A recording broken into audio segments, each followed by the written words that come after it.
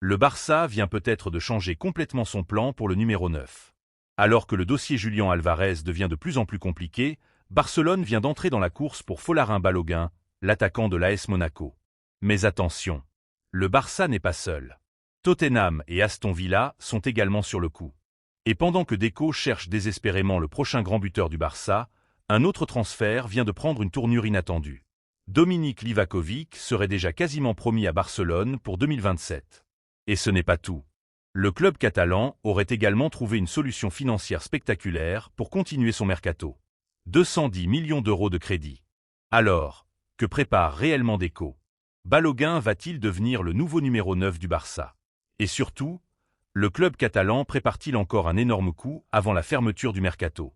Restez jusqu'à la fin, car la dernière information pourrait complètement changer votre vision du mercato barcelonais. Et si vous voulez suivre toutes les dernières nouvelles du Barça et du mercato, abonnez-vous maintenant et activez les notifications. Le problème du FC Barcelone est désormais très clair. Le club doit trouver un avant-centre. Avec les départs de Robert Lewandowski et Ferran Torres, Hansi Flick doit trouver une nouvelle solution offensive. Et depuis plusieurs semaines, le Barça avait une priorité absolue. Julián Álvarez. Le profil parfait sur le papier. Un attaquant capable de jouer en pointe, de participer au jeu, de presser, de se déplacer et surtout de marquer. Mais le dossier s'est transformé en véritable casse-tête. L'Atlético de Madrid ne veut absolument pas renforcer un concurrent direct en Liga. Et même si le joueur souhaite rejoindre Barcelone, les dirigeants madrilènes restent extrêmement fermes. Résultat, le Barça doit maintenant regarder ailleurs. Et c'est précisément à ce moment que Folarin Balogun entre dans l'histoire. Selon les informations rapportées par l'équipe, le FC Barcelone s'est récemment positionné sur l'attaquant de l'AS Monaco. Et ce choix n'est pas complètement surprenant. Balogun possède déjà une expérience importante au plus haut niveau. À 25 ans, l'international américain sort d'une saison très intéressante. 19 buts et 5 passes décisives en 43 rencontres, toutes compétitions confondues. Avec les États-Unis, il compte également 31 sélections et 12 buts. Mais surtout, il possède un profil qui peut correspondre aux besoins du Barça. Un attaquant puissant, capable d'attaquer la profondeur, et suffisamment jeune pour représenter une solution à moyen terme. Mais il y a un problème. Monaco n'a aucune raison de le vendre à prix réduit. Balogun est sous contrat jusqu'en 2028. Sa valeur marchande est estimée autour de 50 millions d'euros. Et plusieurs clubs sont déjà intéressés. Tottenham est intéressé. Aston Villa. Et maintenant, le FC Barcelone. Imaginez la situation. Monaco possède un attaquant convoité. Tottenham est intéressé. Aston Villa surveille également le dossier. Et Barcelone arrive avec une énorme urgence offensive. Mais pourquoi le Barça est-il réellement intéressé par Balogun? Parce que le club catalan ne peut plus attendre éternellement Julián Álvarez. Le mercato ferme le 1er septembre. Le temps est donc compté. Deco doit prendre une décision. Attendre encore Álvarez. Ou commencer sérieusement à négocier pour Balogun. Et derrière cette décision se cache une autre possibilité. Parce que le Barça continue également d'explorer d'autres profils. Notamment, Nicolo Tresoldi. Le nom de Nicolo Tresoldi apparaît également dans les discussions. Mais là encore, le Barça devra sortir le chéquier. Le club Bruges aurait déjà refusé une offre de 35 millions d'euros de l'AS Roma. Et le club belge réclamerait désormais au moins 50 millions d'euros. Problème supplémentaire. Manchester United et Chelsea surveillent également le joueur.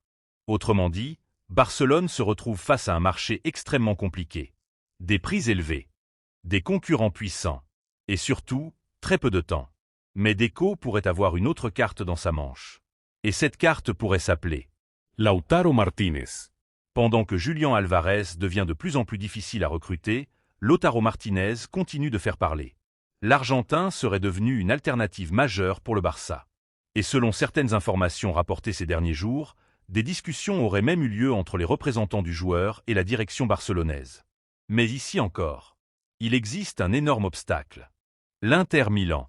Lautaro est le capitaine du club. Il est sous contrat jusqu'en 2029. Et l'Inter ne souhaite absolument pas le vendre. Autrement dit, même si le joueur était intéressé par le projet barcelonais, cela ne suffirait pas. Il faudrait maintenant convaincre les dirigeants italiens. Et pour cela, Barcelone préparerait une première approche importante. Mais le Barça peut-il réellement dépenser une somme proche de 100 millions d'euros pour un attaquant? C'est là que la situation financière devient particulièrement intéressante. Depuis plusieurs mois, Barcelone cherche à retrouver de la marge financière. Le club a notamment réduit certains salaires importants. Les départs de plusieurs joueurs ont également permis de récupérer des liquidités. Mais surtout, une information particulièrement spectaculaire circule autour du club. Un crédit de 210 millions d'euros aurait été obtenu pour soutenir la stratégie financière du Barça. Cette somme permettrait au club de disposer d'une marge supplémentaire pour gérer ses opérations. Mais attention, cela ne signifie pas que Barcelone peut dépenser 210 millions d'euros librement. Le club doit toujours respecter les règles financières et le cadre de la Liga. Mais cette opération explique pourquoi le Barça peut continuer à explorer plusieurs dossiers ambitieux. Rodri. Des renforts offensifs. Et peut-être encore d'autres recrues. Et justement, une autre opération semble déjà avoir été préparée pour l'avenir. Pendant que tout le monde parle du futur numéro 9, Barcelone travaille également sur son poste de gardien. Et le nom qui ressort est celui de Dominique Livakovic. Selon les informations rapportées par Fabrizio Romano et Mundo Deportivo, le Barça aurait trouvé un accord avec Fenerbahçe pour le gardien croate.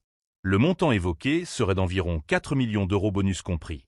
Mais surtout, l'arrivée serait prévue pour 2027. Pourquoi? Parce que Barcelone anticipe déjà la situation de Wojciech Szczęsny.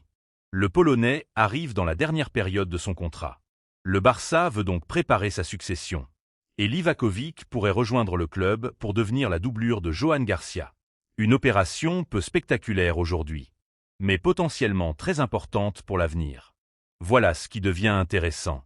Le Barça ne travaille pas seulement sur les besoins immédiats. Deco semble également préparer l'effectif pour les prochaines saisons. D'un côté, Rodri, des joueurs expérimentés et des recrues capables d'apporter immédiatement quelque chose. De l'autre, des jeunes joueurs et des opérations anticipées. Et c'est exactement ce qui explique pourquoi le dossier du numéro 9 est si important. Barcelone ne veut pas simplement acheter un attaquant. Le club veut trouver le joueur qui peut devenir une pièce centrale de l'équipe de Hansi Flick. Et plusieurs profils sont encore sur la table. Balogun. Lautaro. Tresoldi. Et potentiellement d'autres surprises. C'est probablement la grande question. Sur le papier, le profil est intéressant. Mais Barcelone devra convaincre Monaco. Et surtout, il faudra savoir combien le club français réclamera réellement. Si Monaco demande autour de 50 millions d'euros ou davantage, Barcelone devra comparer cette opération avec les autres pistes. Parce qu'à ce prix-là, pourquoi ne pas tenter Lautaro? Pourquoi ne pas insister encore pour Alvarez? Pourquoi ne pas investir sur un jeune attaquant? C'est exactement le dilemme auquel Deco est confronté. Et le temps joue contre lui. Chaque jour qui passe rapproche le Barça de la fermeture du mercato. Le 1er septembre approche. Et d'ici là, Barcelone doit résoudre plusieurs problèmes. Trouver un numéro 9. Gérer les finances. Finaliser certaines opérations. Et éventuellement renforcer la défense. Car le Barça surveille également le dossier Aymeric Laporte. Mais là encore, le dossier paraît extrêmement compliqué. L'Athletic Bilbao n'a aucune raison de faciliter son départ. Et le coût d'un transfert dépendrait directement de l'investissement réalisé sur le numéro 9. Si Barcelone dépense énormément pour un attaquant, le défenseur central pourrait être un jeune joueur ou arriver sous forme de prêt. Si le Barça réussit à recruter son numéro 9 pour une somme plus raisonnable, alors Deco pourrait investir davantage derrière. Il existe même un scénario que beaucoup de supporters n'aiment pas imaginer. Et si Barcelone ne recrutait finalement aucun grand numéro 9? Le club pourrait décider de faire confiance à ses solutions internes. Mais après les départs de Lewandowski et Ferran Torres, cette option serait extrêmement risquée. Hansi Flick pourrait être obligé de réorganiser son attaque.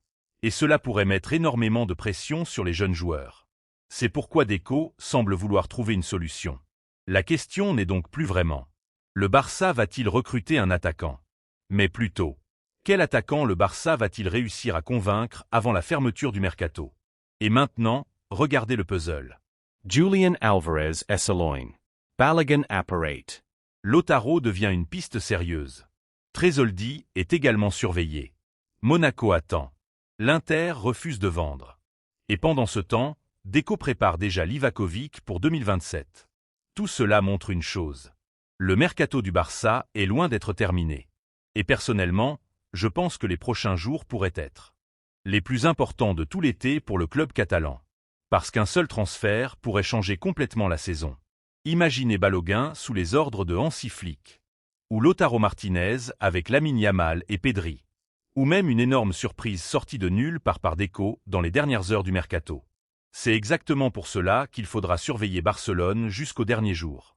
Maintenant, dites-moi votre avis. Si vous étiez Deco, vous choisiriez qui? Folarin Balogun. Lautaro Martínez. Nicolo Tresoldi. Ou vous tenteriez encore une dernière offensive pour Julián Alvarez? Écrivez votre choix dans les commentaires. Et surtout, abonnez-vous à la chaîne et activez la cloche. Parce que si une nouvelle offre arrive dans les prochaines heures, nous serons là pour vous expliquer tout ce qui se passe. Le Barça cherche son nouveau numéro 9, et le compte à rebours est lancé.